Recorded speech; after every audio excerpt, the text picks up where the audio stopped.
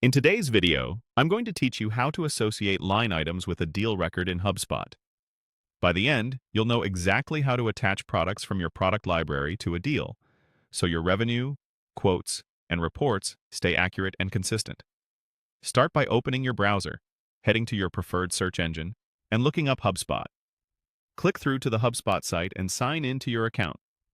If you have access to multiple accounts or workspaces, make sure you're in the right one for the deal you plan to edit. Once you're in, hover over the main navigation on the left and locate the CRM section. From there, choose Deals to open your list of deal records.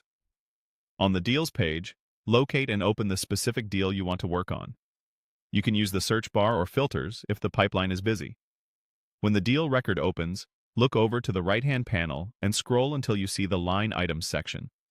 If it's collapsed, click to expand it so you can see what's currently associated with the deal. Next, click Add.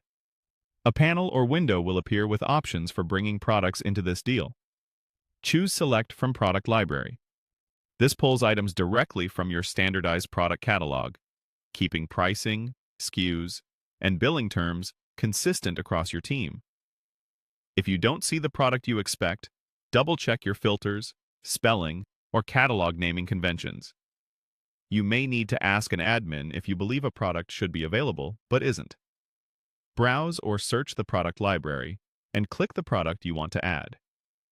Take a second to confirm you've selected the correct item, especially if similar versions exist with different terms or currencies.